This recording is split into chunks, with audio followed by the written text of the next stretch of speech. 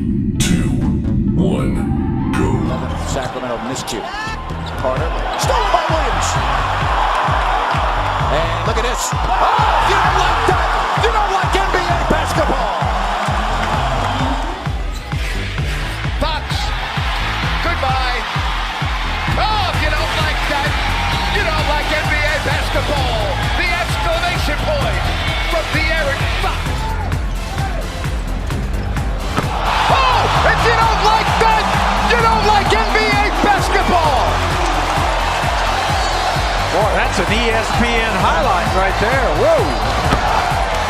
Carlson comes in. How about this? Holy moly, Jim Bob Foley. That is a major league smush. Welcome into the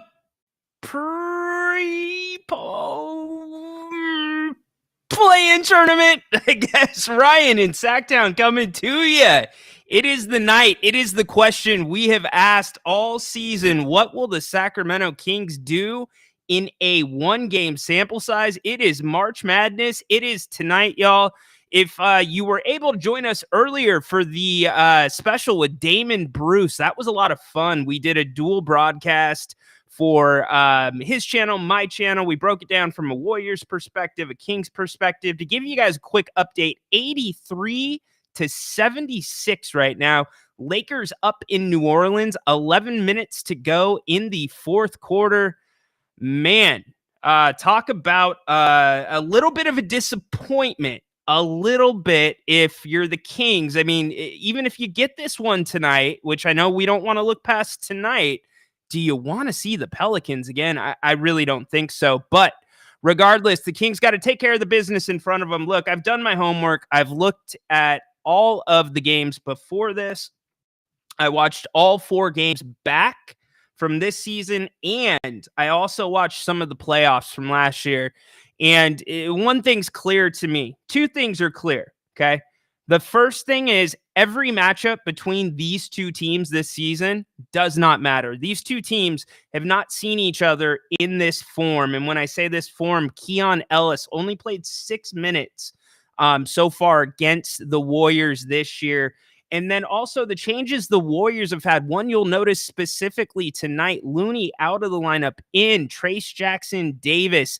This kid's good. He is a second-round pick, but he's a 4-year guy from the Big Ten, and he's a smaller guy, a little bit more athletic, so it's going to be interesting to see how the Warriors come out and guard him tonight. But also, Steph Curry, if you joined us last night for the special with Larry Krueger and Jerry Reynolds, we did a roundtable, just kind of breaking down the game, getting into it, and Larry, check this out, y'all. Larry said that Steph Curry, he believes, is playing at 70% right now. He rolled his ankle apparently in the latter days of the season. He wasn't sure. I don't recall if it was the last game or the game before. I don't think he played the last game. So take that for what it's worth. But here's the one thing I will tell you. This game is firmly in De'Aaron Fox's hands. I've heard from multiple people within the Warriors organization and people that cover the Warriors that Steph Curry is tired. He's worn down. Now, it's a different Steph Curry when this time of the year plays around or rolls around, and it's not going to matter, but it matters in this sense. Can De'Aaron Fox make him work on the defensive end? And I know that Steph's not going to be matched on De'Aaron very much. They're probably going to throw some Wiggins on him, and you'll see some switches here and there, but can De'Aaron make it a priority to at least really mix up the shot selection and take what the defense is giving you? But if the defense is only giving you threes, then maybe that's when it's on Mike Brown. And we haven't even talked about how we think the Warriors are going to guard Sabonis. We'll get into that. Let's get your comments. This could be the last pregame show of the year. Deja vu all over again. Yep. It's a 1 game or go home sample size. Game 7, let's go Dubs. That's all right. 209 Angel, your Dubs fan. Thanks for watching. Ash, what's up? Happy, had a good time with your dad, by the way. Adam, I think it is a...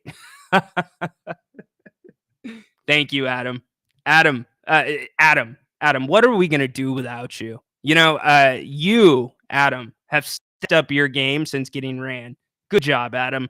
Well done. NorCal Sports Report, don't win this game, and this season is a complete failure. Disagree. And besides, let's go back to this. What if the Kings win this game? How does that make this season that much better? Think about that. I mean, I get that you're sending the Warriors dynasty for all intents and purposes to the basement, and this could be the last time that we see Klay Thompson also in a Warriors jersey. So I disagree. This season, at worst, has been a lateral step. It's been a lateral step. Lau, what's up? First must win of the season. It is. Hey, and you know what? The Warriors coming into this, they're playing good basketball. A lot of the teams in the play-in have been playing good basketball. The Warriors finished the season, let me pull that up really quick, 8-2 in their last 10 games. So the Kings, not so lucky, 3-7 now, 3 of 6. They were in the 2-minute report. Not going to say those would have been wins, but they would have had a chance to win the game. Alberto, wants to see a competitive game. Yeah, us too. Say hey. What's up, Patrick, my friend? We had to play them 3 times in the first month of the season or something. Yeah, so you played them 3 times between, it was 10-27 and 11-28. You had 2 losses, 1 win. The last one was 134-133. That was on 125. So it has been a while. Now, the Warriors, they're averaging. Now, it's funny. Their point average versus playing on the road against the Kings this year and playing at home against the Kings is actually, there is some variation there, but I'm not looking at that. I'm looking at what the Kings have scored on average this season. It's right around 118. I'll tell you this, if the Kings score 118 tonight, I think they probably win the game, because the only way they're winning this game is if they keep the Warriors below 115. The Warriors get above 115, it's going to be a problem. Lolo, Ellis is overhyped. Sure opinion. Possibly. Certainly fans that think he's the next coming. He's for sure the starting 2 guard next year. I think it's too soon for that, but the role that he plays and what he's brought to this team, quite frankly, and it's not so much what Ellis has specifically brought, but it's what Ellis has brought that enables everybody else on the perimeter to play a little bit looser. That also is a factor into it. Yes, he is, but he might not be getting a ton of minutes tonight. Lau, give the Kings a 37% chance of winning. I don't know. It's so hard. It's a 3.5 spread right now. The Warriors are the favorite. I'm having a tough time with that one. You know what? Let's bring in the NBA guru, Zach. What's up, my brother? You got the big screen there. I'm going to switch you over. Welcome to the pregame show. You ready for tonight? Yeah, I think it's going to be a fun game. I think it'll be. Mike Brown even said they're going to run. It's going to be physical. I think they're going to let them play a little bit, and Draymond loves that. The Warriors like that. The Kings got good defensive guards here for Curry. I think it'll be a tight one, and it's going to go down to the wire for me. I still think the Warriors might be their experience, and I just don't know what kind of offensive game the Kings will do in the last couple minutes. Who's going to create if Fox is being a little bit limited? That's the big question to me. Yeah, Mike Brown, his press conference yesterday, Zach, he was honest. There was a couple questions that kind of like really? Somebody asked him about De'Aaron Fox being all defensive team NBA. I'm like, what? That's the question right now. And then there was another weird question as well. But he addressed some of these things, and I want to get to a soundbite from him. Here is Coach Brown.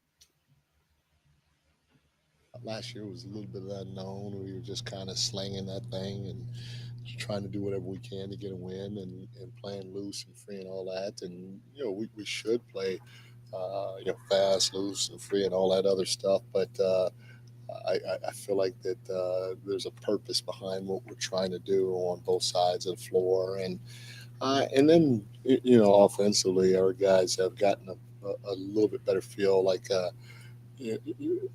they have their play calls outweigh my play calls. And last year, for the most part, I made it almost every single play call. But this year, if guys feel something, I've given them the freedom to step in, and they all have stepped in at times and made different play calls throughout.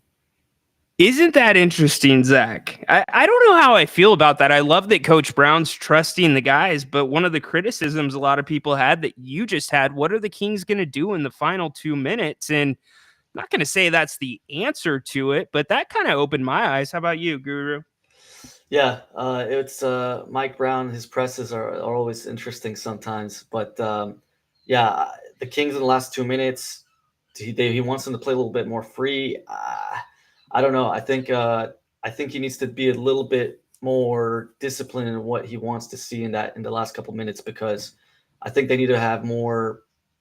I mean, it's like preparation almost. Just I need some dialed up plays to see, because on that last play with Fox against Phoenix, I wanted a little bit more. I feel like I've seen that play a bunch of times in the last couple minutes of games where it's just Fox. If he gets doubled, someone's going to be open, which is not bad, but everyone's got to be in their spots. So I don't know if that was just them trying to be free or loose or whatever he's trying to say, but just want to see a little bit maybe more creativity in those last 2 minutes. And I might have mentioned it to you before, but that Sabonis 15-footer might be open in the last 2 minutes, and Sabonis might be need to be ready to take that shot. Yeah, you're right. That's why, and I asked Larry Krueger and Damon about this, and I'm like, do you think Trace will kind of play off of Sabonis, assuming the Kings set up Sabonis in the same spots? By the way, score update, 91-85. Lakers still up 6 in the fourth quarter. Come back. I don't need to see that Trey Murphy has 10. 6:30 left to go. New Orleans gets a turnover, so they are going. But getting back to what I was saying, is Trace going to play off of him? That's going to be a big unknown to me. We'll know right away, Zach, when the game starts. The second thing is, I said it in the Kings court, and I've been saying it for about the last week. I've seen the Kings try to get Domas into motion to catch the ball, as opposed to have Domas basically just coming up off of a high cut, or, just creating some separation off of his man. Get him in different spots where the Warriors really aren't able to sag off of him. I think that's on the coach tonight. I think that's also on the guys if they're going to be playing free.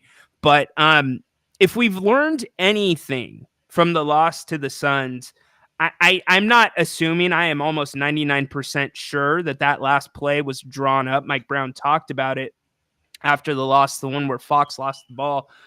I think that down the stretch, we will see, especially tonight, a lot more game management from Coach Brown.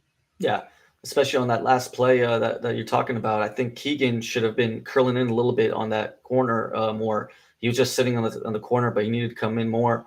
Well, yeah, I agree. It's going to be interesting. And for TJD if he's going to be sagging or not. If he is, maybe those mid-range shots are going to be open for us just right off that screen. If Keegan wants to take a couple of those, or Fox is mid-range, if he wants to take some mid-ranges for once, we'll see. I think there'll be options if TJD's sagging. Yeah, no, I'm with you. Hey, Zach, I'll bring you back here in a little bit. Thanks for popping in, brother. That's the NBA guru, Zach. I don't know who started calling him the NBA guru. I'm not sure if it's a trademark violation. Maybe Adam Silver is running after him right now. Who knows? Anyways, getting back to the game, let's talk about some of the numbers from I said we can throw out the first 4 meetings, but here's some things that stuck out to me. Golden State in their 4 meetings had 8 quarters, where how we track quarters of 30 or more. Golden State, by the way, Egan, great job. I'm with you. 1 game. Enjoy it. Golden State had 8 quarters with 30 or more. I believe there was 1 or 2 of those that were actually 40. The Kings have 5 quarters with a 30 or more, and they had one, I believe, that was 40 or more. Now, the Malik Monk factor. Let's go. Love it. Yeah, the Pelicans are starting to make a move. They are. We'll keep you updated on it.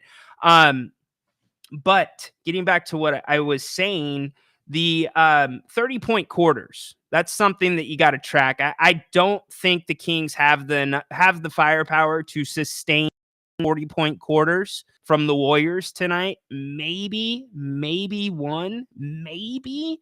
But I digress from that to Malik Monk. Everybody's worried about Malik being out, and I am too. It's not so much what he's given you in the 4 games against the Warriors. It's just the what if. If you had Malik Monk, you're feeling a lot different about this basketball game. But this season, Malik is only averaging, I believe it was 12.4 points. The point is why I say I believe it was 12, just over 12 points a game against the Warriors this year. In fact, he had one game where he only had 4 points. So if the Kings can maybe make that up in transition, I think that's where it's at. And here's another thing, and it's coming to me watching the Lakers. You guys know, and my key to this game is transition. Steph Curry himself has turned the ball over 18 times in the 4 games that these teams have played. Keon Ellis has not been a part for 6 minutes of those games. So my key is, what do the Kings do with the turnovers? I am including points off of turnovers in the transition game tonight because I talked to Damon Bruce at 3:00 about this. I'm like, the Warriors sometimes just give up after they turn the ball over. He's like, yeah. And he goes into a big thing about it. So can the Kings take advantage of that? Now, here is the caveat. If it's not there for the Kings, can they be composed enough to pull the ball out? If they have a lead, if they're in that situation, can they start using a little bit more of the shot clock? I get you don't want to go into prevent offense if you have a lead. And yes, I agree. Absolutely, they've got to muck it up. Are you kidding me? It's got to be the second game. I said it on the Kings Court earlier today. The second game these two teams played was 102-101 in Golden State. That is the type of game that it's going to have to be. And guess what? That was a night where Fox had 39. Thompson only had 18. Curry had 41. The bench gave you 30 for the Kings. Domas, 19, 18, 7, and 3. So, and they shot. So I also tracked this. In the 4 games this season, the Kings have shot 40, 35, or actually, I want to make sure I read this right because I don't want it to be wrong. 40, 35, 44, and 48 threes. So those are the respective 3-point attempts in each of the 4 games. So what's that number going to be? Can the Kings have that composure, or can Mike Brown be able to call a timeout, break it up? Because one thing that the Lakers, I'm going to give the Lakers credit right now, that they're doing really, really well, was turning New Orleans over. And when they turned them over, if they didn't have a look right there immediately in transition, they pulled back. So to me, that's one of those things tonight for the Kings that I really want to see. And again, Lau, you're right. It's got to be mucked up. And it can't be this kind of mucked up. The third meeting between these teams where the Kings won 134 to 133. How many free throws do you guys think the Kings shot that night? Just throw some numbers out there. How many free throws? Don't Google it, because anybody that comes in here with the exact number, I know you Googled it, unless you're like a savant. But how many do you think they shot that night? The Kings don't have the ability to go down 20 or more like the Warriors. Yes, they do. I disagree. Have you seen how the Warriors turn the ball over? That's why the points off of turnovers to me are so important. Domas certainly needs to be aggressive. My principle, it's not the mid-range shot. That's not my complaint with Domas. It's not the indecision. Well, the indecision he does need to be better at. It's more making quicker decisions. Domas almost always makes the right decision. It's just not always quick enough. And sometimes it can become predictable. Adams coming in, he's saying 12. Now he's changing it to 7. Frog, what's up? Really enjoyed the podcast. Hope you bring it back next year. Thanks, Frog. Actually, it's going nowhere. The podcast is going to be year-round, so that's going to keep going. We're going to have draft coverage. I'm planning to be in Vegas for the Summer League, covering that. Also, got some coverage of the Stockton Kings in the offseason. Got something lined up really big with them that's going to be on the podcast. I'll be announcing that here in a little bit. But yeah, appreciate it, Frog. Thank you very much.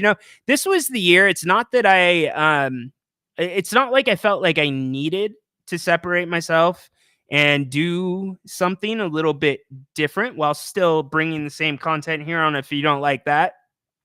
But it felt like the right time to finally do it right, launch it the right way, do it at the right time. And it makes me very happy to hear that. So thank you. Means more than you know.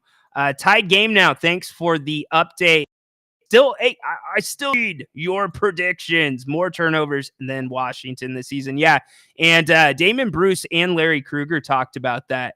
They said that Steve Kerr, the Warriors, they thought the problem was Jordan Poole. Guess what? The Warriors finished behind the Wizards this year in turnovers. So they had more than them. Lau, 93-93. Didn't see one Warriors jersey here in SF today. Not a surprise. I don't think you're really seeing much of anybody in SF these days. Thanks for the update, though, Mace.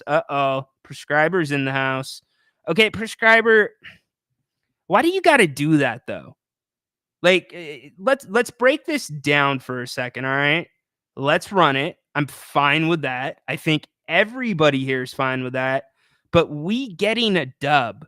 Why did you have to say dub, man? Dub is the nickname for the Warriors. I don't like it. Prescriber, clean up your prescription pad. Wrestling coverage. Yeah, we do that from time to time. I gave Damon Bruce a little bit of a hard time, or I gave him a compliment, actually. Please, Lord, help the Kings win tonight. And if they don't, oh well. Oh well. Again, it's a nice hat to hang or it's a nice mantle to hang your hat on that you sent the Warriors. And here's the other thing. Even if the Kings win tonight, I've talked about Game 8 syndrome, like Sacramento and their fans. I'll bring Zach back in for this conversation. But Sacramento and the fans, and me to a degree in the past, ever since the Kings lost in 2002, ever since, Zach, the Kings lost in Game 7 to the Warriors, it's just like this Game 8 fog where we feel like we're still in those series and it's not going to go away until the Kings get over that hump. And I don't think that's necessarily winning a championship, but until the Kings are like really, truly contenders again. So even if you win tonight, I think that stigma is still there. How about you, Zach? Yeah, I think we got to be a little bit appreciative this season. We won 46 games. I think last year in the seedings, Phoenix was the 4th seed at like 45 wins. It's just a really tough year with most teams were healthy. The Kings played pretty well for the most part. Yeah, they had those tough games and should have won a couple more, but it was a fun season. And we don't want to hold too high of standards. We got some good young players. We're going to develop Keegan. Keon has been a great surprise. And hopefully in the offseason, we can do a little bit more. We can do some moves to help us out with maybe another ball creator or a shot creator and things like that. But, I know we've had a tough, history with our team and tough losses, but it sure beats the hell out of losing 15 years in a row and not doing anything. Yeah, that's, Zion's headed to the locker room, y'all. Let's take that is important, by the way. Zion looks like he came down a little bit funny on the foot ankle, kind of similar to what happened in Sacramento. So the score is 95-95. Zion is in the locker room. 3:13 left between the Lakers and the Pelicans. But yeah, Adam, we're talking about it right now. I don't think Zion out injured. Yeah, Pat.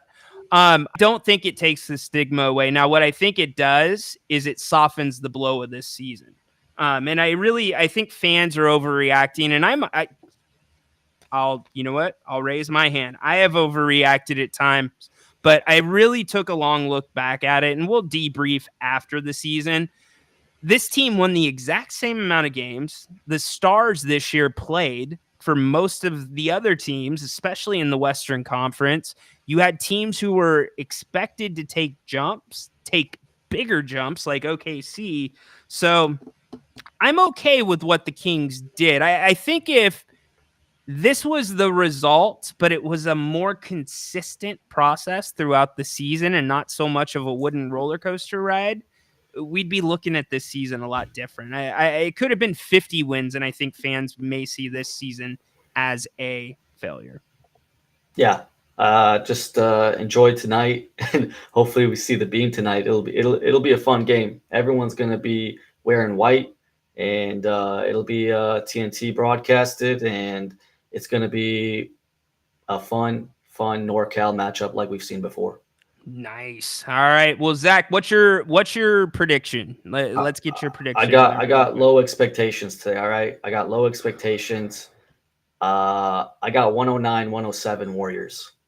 109-107 Warriors. There it is. Well, at least it's in the ballpark where the Kings can be competitive. Yes, sir. So, all right, brother. Thank you. We will, Thanks, I'm sure, be talking to you after the game, and hopefully this is not the last time we get together this season. Hopefully not. We'll make sure that doesn't happen. All right, sounds good. That's the NBA guru, Zach. All right, y'all, start getting your scores in. It's that time to make your predictions. In the meantime, got something new for you. Told you we had a new sponsor. That's right. That's InVision Web Design. Make sure you give Max and a team a call, Max and the team a call at InVision Web Design. Not only is Max at the front edge of creating websites, functional websites, making your website more functional if you already have one, he's also into really building a relationship with the client, getting to know them. So as the relationship continues to grow, you guys are working collaboratively. And that is one of the things that we have absolutely loved about working with Max here on If You Don't Like That. Max has worked on our website. He's worked on many things. And not only has it been a great experience, they're always there. And I know the business doesn't say that, but Max is always there. So if you are a business, if you're somebody trying to start a venture or maybe a podcast, or you're doing your own website, give InVision Web Design a call. There's the phone number right there, 916-905-4293. Huge thanks to Max and the team at InVision. We are very grateful for them. Go check them out. They're really, really good. In fact, I've been working with Max all afternoon since the 3:00 show, or for the latter part of the afternoon, hammering out the auction. By the way, are you guys excited for the auction?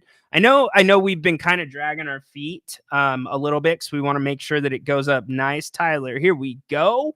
123, 121, one Sassy Mum. Are you from Australia, Sassy Mum? Warriors 105, Kings 108. If you do that on a show that Grant's on, make sure you put the winning score first.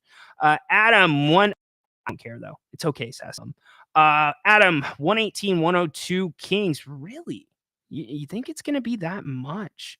How much is sponsoring, Victor? Shoot us an email. You can hit up Grant, gnapier@gmail.com. It's more affordable than you think. And by the way, we reach a lot of people. Ask our sponsors, and also our fans. You guys are fiercely loyal. So hit us up, or you can send Grant a tweet. You can tweet me, text. I'm not going to go into the details of it here, but we can certainly talk in a different forum. Kyle Sweat, I know that name. Kyle Sweat started following me on Twitter today. Vlad, the Kings would be in the lottery, I believe, if they lose tonight. Yeah, Vlad, I did see your question. Thanks for going there. By the way, y'all, 104, 100. D'Angelo Russell just hit a big 3-pointer to put the Lakers up 4. There's about 50 seconds left to go in this one. So we'll see. 50.3 exactly on the clock. But getting back to what I was saying, or what Vlad was asking, and then Kyle picked up. If the Kings lose tonight, I believe Kyle's right that they do retain that first round pick, but then they lose 25, 26, and 27, I believe. So that's the trade-off. If that pick goes to Atlanta, and I'll vet that just to make sure we're giving you the correct information, but that means if the pick goes to Atlanta, the Kings will have their draft picks back. So Let's see. Let's start to wrap this up. John Finch, 111, 107. Dub as in prescriber. You did it again. Prescriber. Prescriber, I'm sorry. I'm really sorry that I'm going to have to do this to you. It happened to somebody else the other night, too. Sorry, buddy. You're gone. That's a good call. No, All right. you don't like that call. I don't like that call. Not a very good call. DSC Pels are just collapsing. Yeah, the Zion factor. The turnovers did them in. Turnovers in the postseason will absolutely do you in. Okay, here's the last name, the two names that you guys need to know because we have not said them yet on this show. You need to know about Brandon Pajemski, and then you also need to know about Jonathan Kuminga. Kuminga is, how do I put this? He is their Keon Ellis in the sense that they've put a lot into developing him, and they're trying to feature him a lot more. He had 33 earlier in the season against the Kings. It was 33 or 31. So score update, 104-102 from New Orleans. New Orleans takes the quick 2. So we'll see if they can. I know. Well, the Lakers match up better than the Pels. They do. Yeah, Victor, it's a little Rome for you. That's a little Rome, my buddy. If you've not listened to the deposition of Ryan in Sacktown, give it a listen on the King's Court. That is my podcast. It'll take you to my Twitter page as well. Give me a follow. It's a fun follow. You get some Kings insider information. You also get some Rome stuff. Here's a little secret. Those are my friends, Jim and the crew. Jim has been extremely, extremely great to me, as well as Grant. So yes, in the King's Court, that's why you hear Jim doing my intro, which is pretty cool. And we just updated that. So to listen, and Frog gets some love earlier in the day. Draymond on KMBR today said Kuminga is a key tonight. He is. Again, because he's just kind of he's that middle athlete that can be all over the court, chase down the long rebounds. Athletic as hell, by the way, jump out of the gym. So yeah, he is the Warriors are ready to put their eggs in that basket. So what's the game plan? And then the last thing that I'm going to tell you, that double that Mike Brown's been doing in the post, it can't happen. New Orleans, I watched some film of that game between New Orleans and the Warriors, and New Orleans was doubling Klay Thompson. And Klay was getting out of it really quick. So it's probably not a good idea. The only guy you should double would be Steph, and that would be in certain situations, unless you're throwing different looks at the Warriors, which Mike Brown needs to do tonight. Make sure that you are throwing some zone, throwing some traps, and just constantly mixing it up. Look, this game is nearly impossible to predict. Don't pay attention to the spread. Don't pay attention to anything else, because these are two teams coming in, again, as I said at the top, that have not seen each other. This game is in De'Aaron Fox's hands. I think he has a mismatch with Steph Curry tonight, and he can exploit that. Reports going around, Steph Curry dealing with an ankle, and maybe estimated to be around 70%, but certainly is tired from the amount of minutes he's played this season. So, guys, gals, my family, my Kings fan family who has been here for all the pregame shows, thank you very much, by the way. And obviously a huge thank you to Grant. My goodness, him giving me a platform to come on here 83 times a year and do the pregame show and allow me to make it my own, much like when Grant would host for Jim Rome. Rome and Craig Kitchen would say, Napes, do your own show. And Grant has given me the autonomy to make this mine. So thank you, Napes. It's been a pleasure. Can't wait for next season. Not saying the season's over, but make sure you subscribe to Grant's channel. By the way, Anthony Davis at the free throw line right now. You know what? We'll keep going as this game is going if you guys want to. I can keep throwing some comments up if you want to put them up. But as I was going to say, getting back to tonight, y'all, it's a coin flip.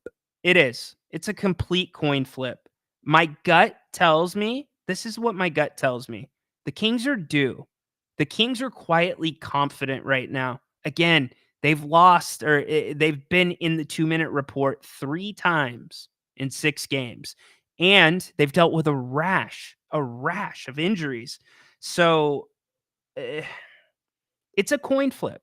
It is. I'm optimistic. I am optimistic that the pressure's kind of off and they're playing with that silent confidence. And I hope you guys remember that killer De'Aaron Fox that showed up in game 1 and game 2 of the series last year. Remember, the Kings won the first 2 games of that series, 7-game series in Sacramento. So for all those reasons, it's a 50-50 game, but you have to. I've learned too many times as a Kings fan and now as covering the Kings and covering the Stockton Kings and working with Grant and other media personalities that you cannot bet against Steph Curry. Championship pedigree. So while I'm optimistic, I do give the nod. I'm changing my pick. I did pick the Kings earlier today. I am going to go to the Warriors, but do not come at me and be like, Ryan, you didn't think the Kings were going to win. I do think this game's winnable. And really, my gut tells me the Kings win this game. But then the stronger feeling in my gut is, and no, not my gut because I had a bad meal. No, my gut is that we're going to see good things tonight. It's going to be fun. And here's the thing. You're going to know right off the bat. We're not stupid. Everybody that's watching this show's watched a lot of Kings basketball this season. 106-102. Lakers and New Orleans, 14.8 left. Looks like New Orleans getting ready to inbound this game for all intensive, well, not all intensive purposes, but this game should be over. Oh, no, excuse me. Pelicans with ball, 106-102. Pelicans inbounding. Here we go. Yeah, I know. But we usually know which Kings are coming. Pelicans get to the hoop, quick score, 2-point game, 11.2, foul, Austin Reeves. He's headed to the free throw line, so they're going to play the foul game. In the meantime, hey, you guys go, get a cold drink, get a snack, get ready for this game. You got about 15 minutes until probably 15, 20 minutes till they tip off in the G1C. Hey, guys, go Kings. Light the fucking beam. Let's go. Bring it home tonight. Yes, I cussed because I can cuss on YouTube, and I am sorry to those that did not like that. This is the Kings night. Enjoy it, Kings fans. It's going to be a great one. If you are at G1C, get loud. And my offer still stands, by the way. Eric Snyder, one of my good friends, he's at the game tonight. I told him if he goes out and tackles Draymond, earmuffs. I told him, because he has pretty good seats. I was like, here's what I'll do. Because in a past life, I worked in the legal field. I said, Eric, go tackle Draymond. I'll pay all your fines, okay? And I'll represent you. It'll be good. But then the Kings for sure win, right? It's a win-win. I mean, a little bit of bad exposure for Eric, but you guys would treat Eric like a hero, yeah? If he just went out there and maybe if he did like a Jeff Van Gundy. I would like to see a Jeff Van Gundy because then there's no threat of violence. You're just holding on to the leg, you know? So, Eric, offer stands, buddy. Let's go. Have a great one. We'll get to DSC. It all comes down to if we get good effort and production from everyone. Yes, everyone's Davion, though. You've got to get Davion getting past the vendors. We have to have a sense of urgency, but not too urgent. I'm going to throw in there. And do not lose composure. Yes, every time I hear composure, I think about Frank the Tank. We can't lose our composure. Anyways, all right, go get yourself something to drink. Go get a snack. Thank you so much for being here. You know, Jerry Reynolds, Grant, right here at halftime. We'll be talking about the first half. And then right after the game, hopefully it is not the final post-game show of the season. But either way, we will be coming to you live, breaking down what is the craziness known as the Kings and the Warriors playing winner go home. Have a great first half. We'll see you after 24 minutes.